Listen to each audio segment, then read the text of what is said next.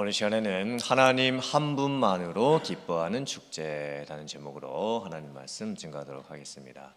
앞에 있는 화면을 봐주시기를 바랍니다. 미국 보스턴에서 자동차로 40분 정도 가면 플리머스라고 하는 도시가 나옵니다. 그곳에 가면 영국에서 미국으로 처음 건너온 청교도들이 살았던 집과 문화를 재현해 놓은 민속촌이 있습니다. 플리머스 플랜테이션이라고 하고요. 그리고 그곳에 청교도들이 타고 왔던 메이플라워 호가 배가 모형으로 전시가 되어 있습니다. 제일 왼쪽에 있는 저 배가 1620년에 102명의 청교도들이 영국을 출발해서 미국의 플리머스라고 하는 곳에 도착을 했을 때 그 모습을 그림으로 재현을 해 놓은 겁니다. 대서양 한복판에서 폭풍도 만나고 선체에 금이 생겨서 죽을 고비를 넘기고 66일 동안 배를 타고 와서 드디어 이제 미국에 도착을 했습니다. 그때 선원 한 명과 승객 한 명이 배에서 사망을 하고 또 아기 한 명이 배에서 태어나게 됩니다. 그리고 나서 가운데 있는 저 배는 이제 메이플라워호가 청교도들을 1620년도에 미국에 데려다 놓고 다시 그 배는 영국으로 돌아갔습니다. 그런데 1957년에 제2차 세계대전이 끝나고 나서 영국이 미국에 대해서 감사하는 마음으로 메이플라워 호를 똑같이 복제를 합니다. 정말 이 돛이 달려있는 저 배를 똑같이 복제를 해가지고 메이플라워 2호라고 해가지고 그 배를 영국에서부터 미국에 다시 보내게 되는 거예요. 그리고 나서 제일 오른쪽에 있는 저 배는 또 뭐냐면 2020년, 4년 전이죠. 그때가 청교도 이민 400주년이었습니다. 그래서 1957년도에 보내줬던 저 가운데 있는 저 배를 이제 수리를 하는 거예요. 그때 저 배를 수리하는 데만 30개월이 소요가 됐습니다. 수리 비용이 무려 737만 달러였습니다. 하나로 하면 그것이 90억 원 정도 되는 돈이죠. 그래서 마지막 제일 오른쪽에 있는 저 배를 다시 이제 수리해서 복원을 해 놓은 겁니다. 저희가 보스턴 옆에 있는 플리머스 도시에 가면 저 배를 지금 이제 볼 수가 있게 됩니다. 저 보시고요. 1620년에 청교도들이 영국에서 미국으로 왔을 때가 12월 21일이었습니다. 엄청나게 추운 겨울이었습니다. 그 겨울을 보내고 다음 봄이 됐을 때에 추위와 굶주림과 질병 등으로 해서 102명이 배 타고 왔거든요. 그런데 거의 절반인 46명이 죽었습니다. 그리고 다행히도 그 살아남은 사람들에게 원주민들이 도움의 손길을 주죠. 완파노악족이라고 하는 미국에 살고 있었던 원주민들이 도움을 줍니다. 그래서 청교도들이 씨를 뿌리고 이제 농사를 짓게 되는 거예요. 맨 땅에다가 농사를 짓는 것이 쉽지가 않았습니다. 씨를 뿌리고 또 씨도 없었죠. 씨도 다 얻어서 뿌렸던 것이었고 거의 맨 땅을 맨손으로 일구면서 추수를 이제 하게 되는 거예요. 첫해 가을 추수를 하고 나서 그 추수 감사주일 예배를 드리는데 옆에는 먼저 떠난 가족들의 무덤이 있습니다. 46명의 무덤이 옆에 있는 거예요. 그리고 야생 칠면조를 잡고 옥수수와 또 감자, 호박 등을 거두어 가지고 음식을 만들어서 추수감사절을 지키게 됩니다. 정말 가진 것이 없었죠. 모든 것이 부족했습니다.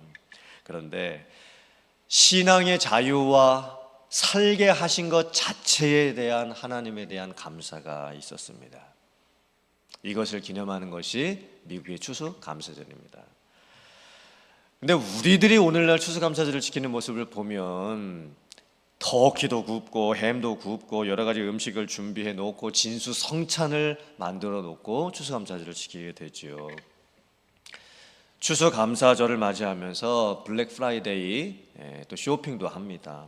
1년 중에 최대의 쇼핑 시즌이지요.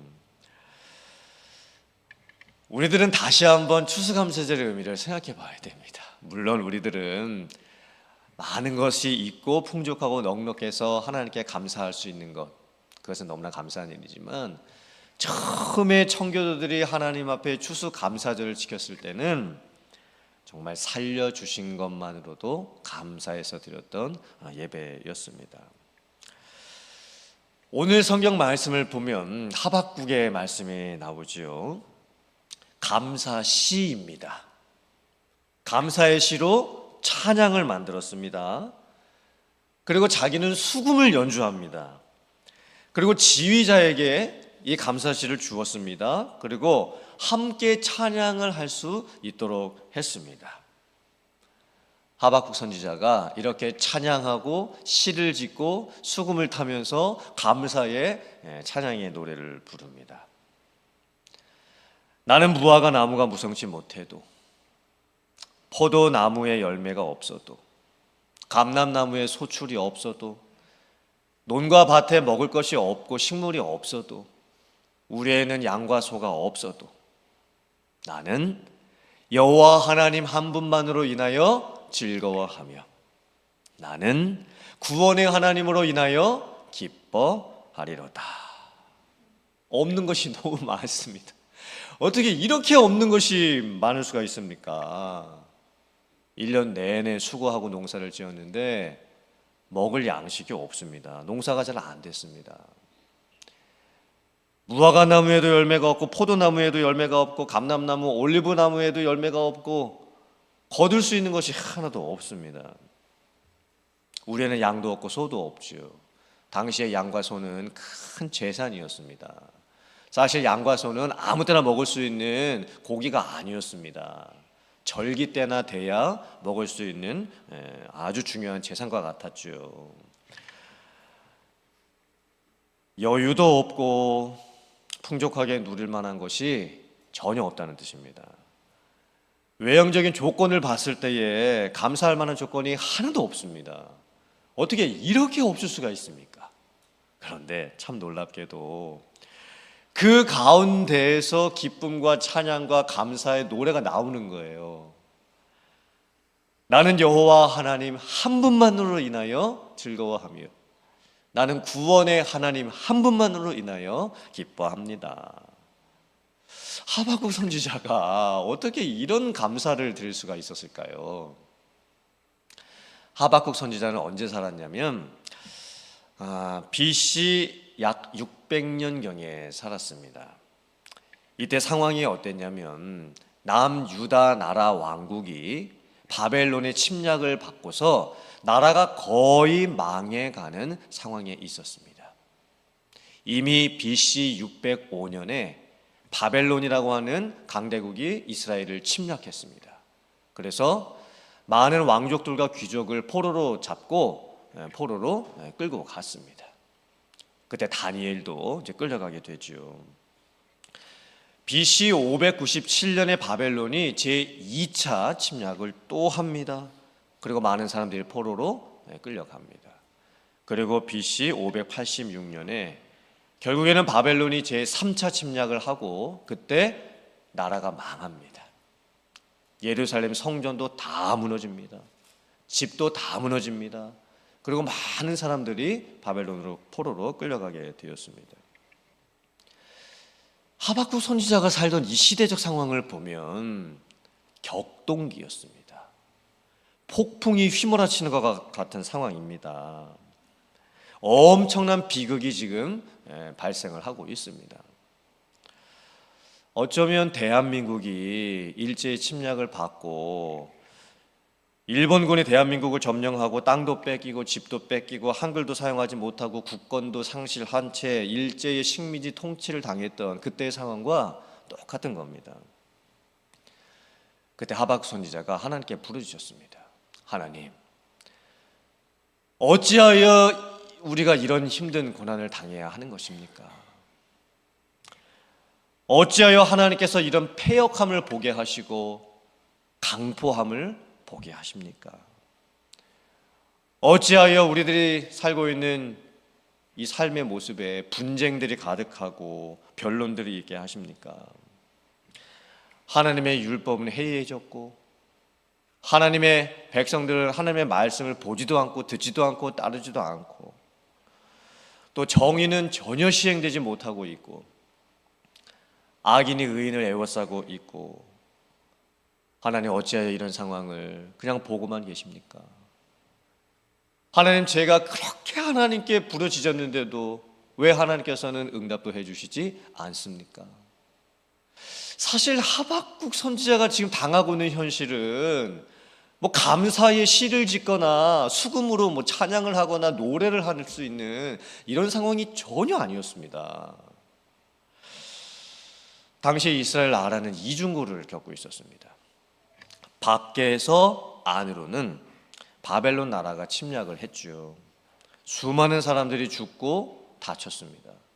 집도 뺏겼고 땅도 뺏겼고 뭐 농사를 지을 수 있는 상황도 아닙니다. 치욕을 당하고 있습니다. 차마 눈뜨고 보지 못할 참혹한 광경들이 주변에 너무나 많이 벌어지고 있었습니다.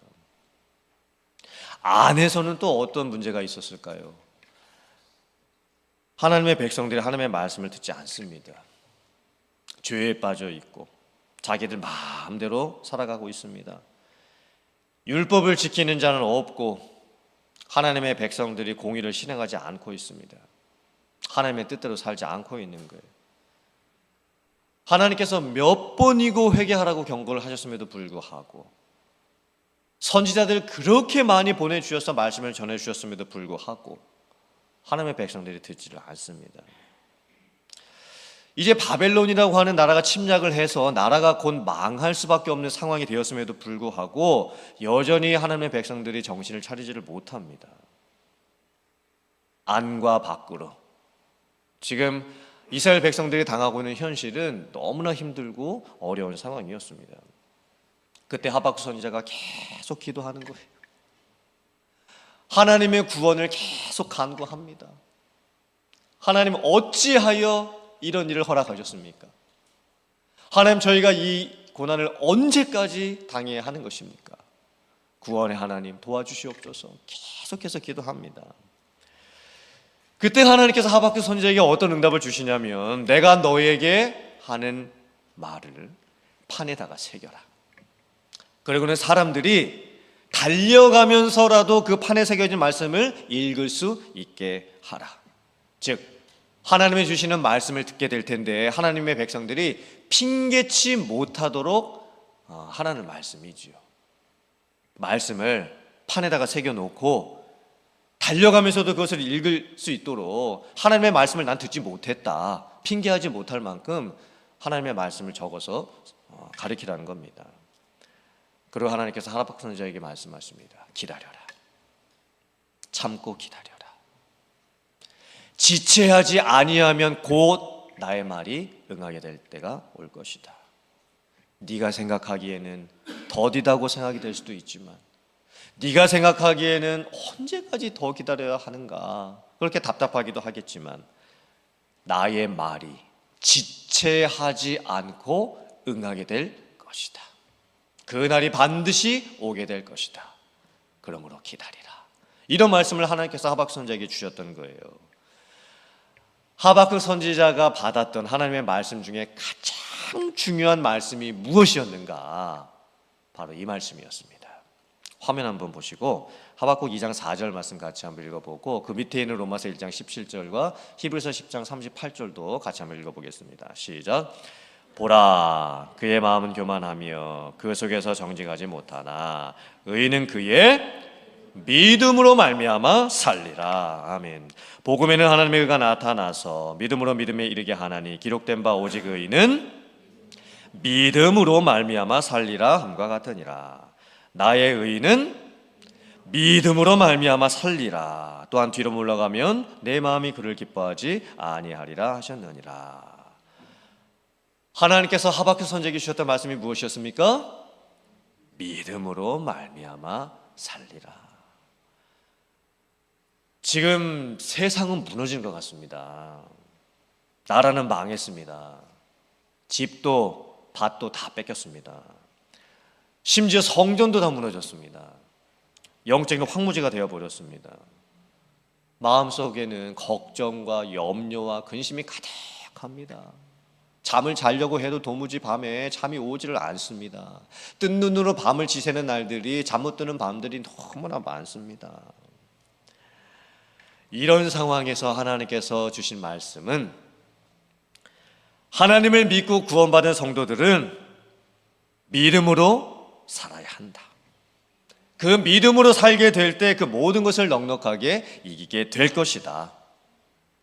근데 참 놀랍게도요, 하박국 선지자에게 주셨던 믿음으로 말미암아 살리라는 이 말씀이 700년의 시간이 흘러가고 나서 로마서와 히브리 말씀에서 똑같이 반복돼서 나옵니다. 여기 놀라운 말씀 아닙니까? 하박국 선지자에게 주셨던 믿음으로 말미암아 살리라 이 말씀이요, 700년이 지나는 거예요. 700년. 그런데 그 말씀이 잊혀지지 않고 있었습니다. 그리고 로마서와 히브리서에서 이 하박국서에서 했던 이 말씀을 다시 인용해서 말씀을 하는 거예요. 참 놀라운 것이죠. 하나님의 말씀은 불변합니다. 하나님의 말씀은 영원합니다. 하나님의 말씀을 붙들고 살면 결국 그 말씀이 나의 삶에 이루어집니다. 의인은 믿음으로 말미암아 살리라. 내 삶도 똑같죠.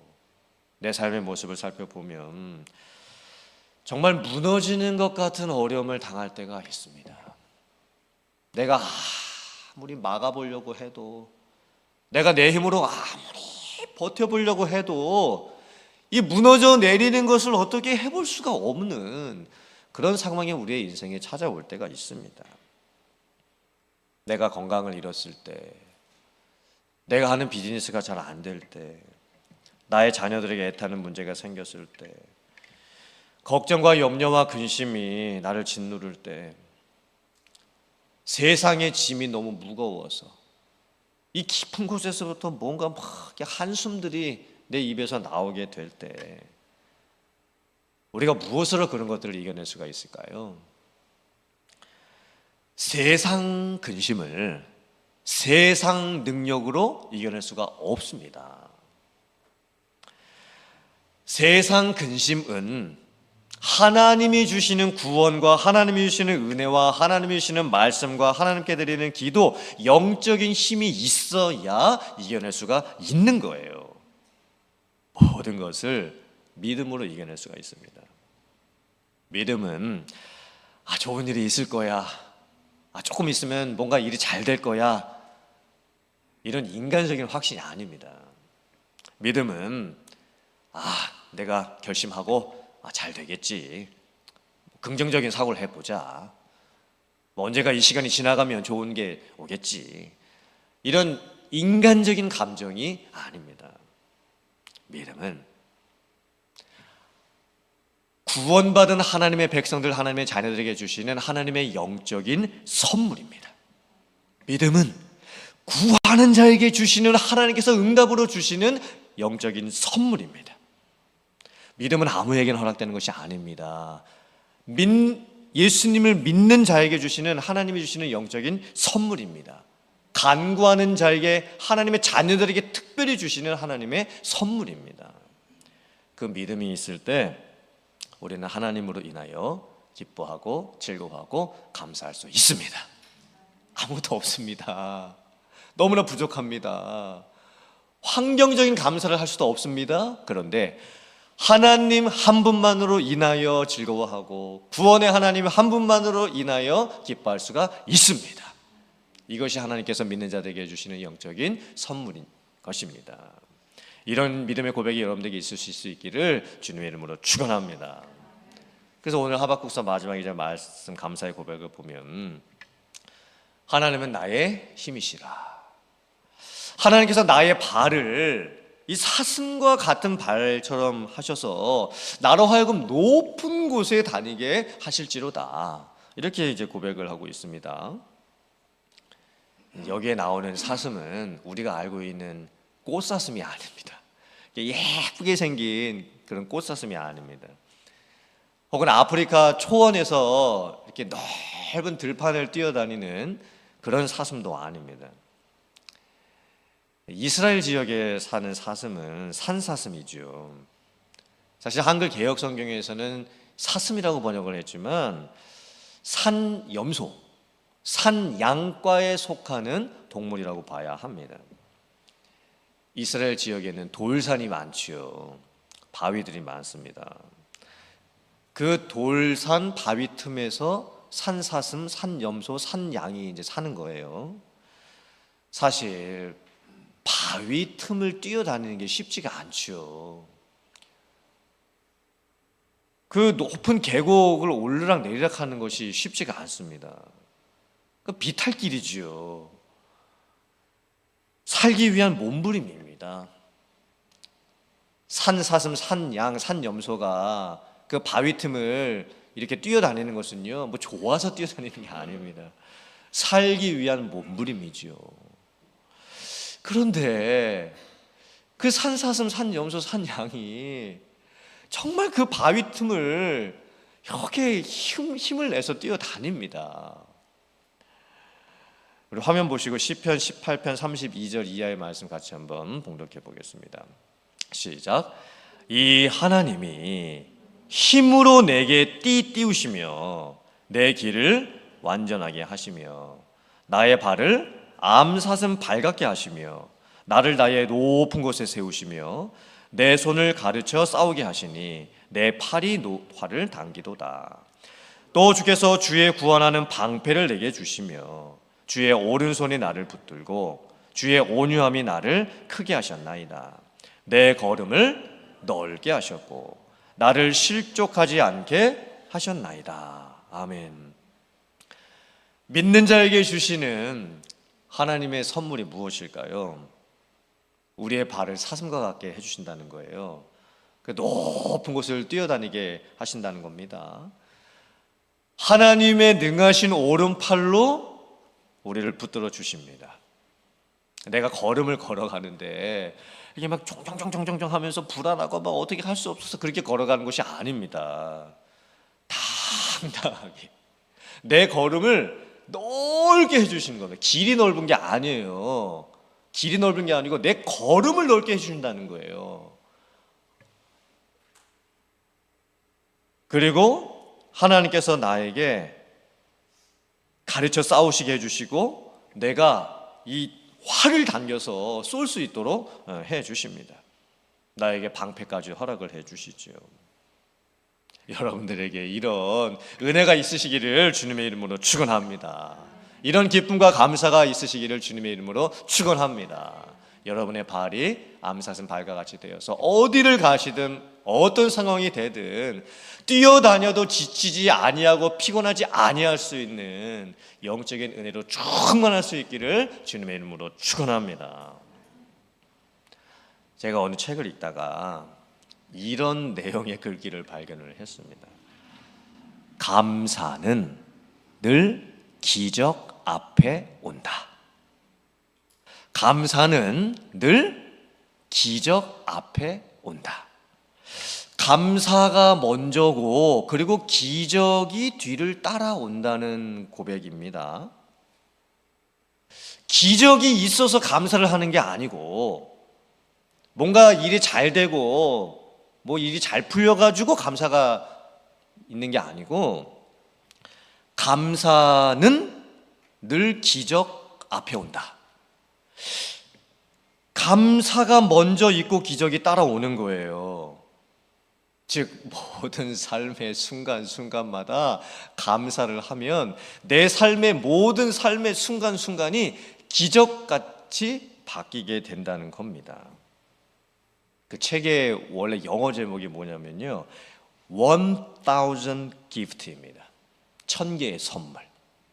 이제 이 의미가 뭐냐면 뭐 하나님이 나한테 1000개 선물을 주셨다 이런 의미가 아닙니다. 삶의 모든 순간순간이 하나님이 주시는 선물이라는 거예요. 헤아릴 수 없는 이 1000개라는 것은 헤아릴 수 없는 많은 거죠. 내 삶의 모든 순간이 헤아릴 수 없는 하나님의 선물로 다 채워져 있다는 거예요. 그런데 감사를 하니까 그 1000가지의 선물이 뒤따라 온다는 거예요. 제가 인터넷에서 검색을 하다가 이런 것을 발견했습니다. 어느 권사님께서 2018년도 추수감사절을 맞이해서 100가지의 감사 제목을 쓰셨는데, 이 100가지의 감사 기도 제목은 하루에 일어났던 일에 대한 100가지의 감사였습니다. 그러니까 1년을 되돌아보면서 100가지 감사가 아니고 하루, 추수감사절을 앞두고 있었던 어느 날 하루 동안 아침부터 저녁까지 있었던 100가지의 감사를 이제 적어 놓으신 거예요.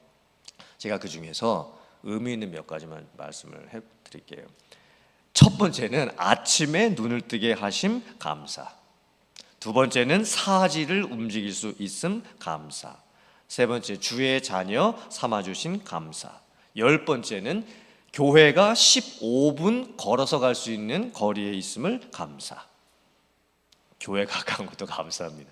16번째는 새벽 예배 후 하늘과 자연의 변화를 느낌에 감사. 매일 하늘의 모습이 변하지 않습니까? 33번째는 녹내장 백내장 눈으로도 운전할 수 있도록 다스리심 감사. 45번째, 허리가 불편하지만 걸레질 할 수 있어서 감사. 56번째, 지하철을 무료로 타고 다님도 감사. 60번째, 기도하며 침을 놓으시는 원장님을 신뢰함을 감사. 그러니까 아프신 데가 많으셨던 것 같아요. 그런데 이 한의원 원장님이 하나님 믿는 분이어서 그 원장님이 기도하시고 나서 나에게 침 놓으시는 거, 이것도 감사하다는 겁니다. 그 다음에 71번째, 교회로 향하는 한적한 길에 나무 낙엽을 볼 수 있음 감사. 77번째, 찬양으로 내 마음에 기쁨이 넘치고 성령님 도우심 더욱 더 감사. 79번째, 김밥에 컵라면으로 저녁을 먹게 하심 행복함에 감사. 91번째, 남편이 기다리지 말라는 내 이야기를 수용해서 자고 있어서 감사. 이게 무슨 내용이냐면요, 이 권사님이 이제 어디 갔다 오셨던 거예요. 그날 차도 타고 지하철도 타고. 그리고 내가 오늘 늦게 오니까 여보 나 기다리지 말고 자고 있어요, 이렇게 해놓고 이제 간 겁니다. 근데 집에 돌아왔더니 진짜 남편이 그 권사님의 말 듣고 그냥 쿡쿡쿡 자고 있는 거예요. 그 남편의 잠자는 모습 보고도 감사라는 거예요. 그리고 98번째, 오늘 마지막 기도를 드리며 나의 죄를 고백할 수 있음 감사. 와, 100번째 마지막, 오늘 하루 눈동자같이 지켜주신 주님께 감사. 이 권사님은요, 하루 동안 100개의 선물 받은 거예요. 하루를 살아가는데 100가지의 선물을 받으신 거예요. 감사가 먼저 있었지요. 그러니까 삶의 모든 순간순간이 다 기적이 되는 거예요.